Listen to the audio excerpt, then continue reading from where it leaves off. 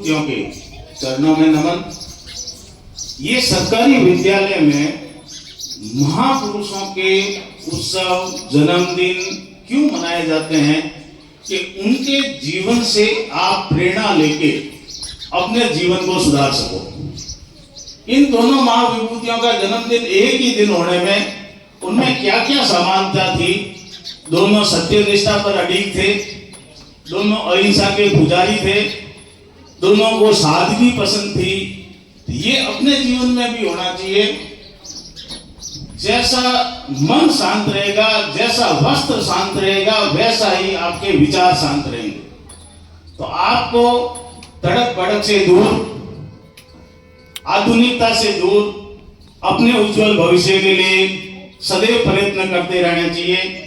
मेरे स्टाफ साथियों ने आज के दिवस पर बहुत अच्छा प्रकाश डाला, लेकिन ये जो दिवस सरकारी स्कूलों में मनाए जाते हैं, इनका उद्देश्य हमारे बोलने से संबंधित नहीं होता। इसका उद्देश्य ये होता है कि आप में से कम 50 से 70% बच्चे इसमें भाग लें।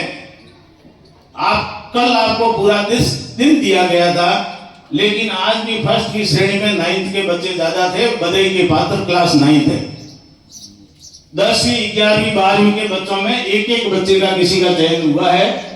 तो कम से कम ये आपको देख के ही तो सीखेंगे। 7वीं की बच्ची ने बहुत अच्छा बोला। ये एक प्लेटफॉर्म है बेटा, तुम लोग कैसे आगे आओ, कैसे अपनी अभिव्यक्ति, शब्दों की अभिव्यक्ति करो, फिर बाद में तुम्हें कहीं मौका नहीं मिलेगा। गलत बोलना कोई बुरा नहीं है।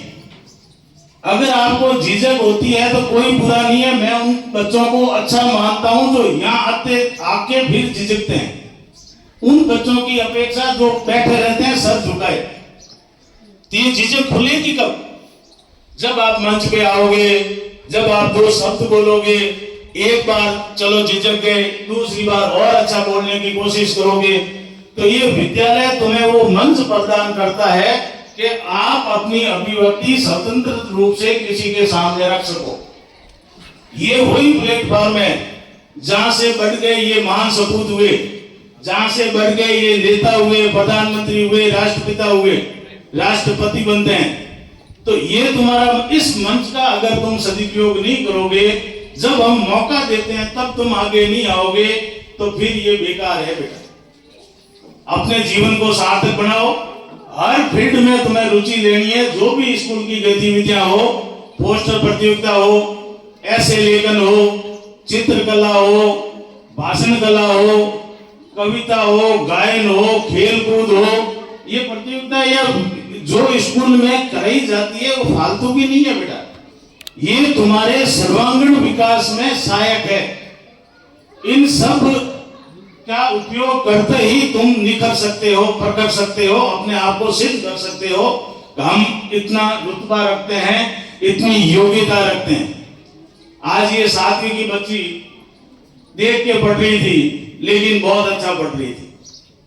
तो कम से कम ये झिझक तुम्हारी कब मिटेगी? जब कम से कम 10-15 बार आप इस मंच पे आओगे, अपनी अभिव्यक्ति को चाहे देख के पढ़ो, चाहे बिना देखे पढ़ो, तभी तुम्हारे मन से शंका और झिझक दूर होगी।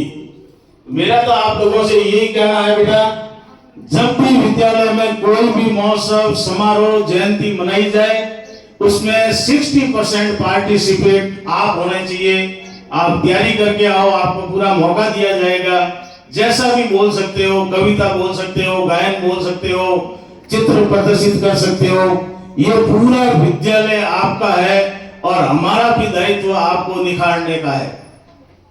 पुनः मैंने दोनों सपूतों के चरणों में नमन करता हुआ अपना स्थान ग्रहण करता हूं। उससे पहले अगर आप बैग लेके आए हो तो 2 पीरियड पढ़ाई कर लो, उसके बाद घर चले जाना।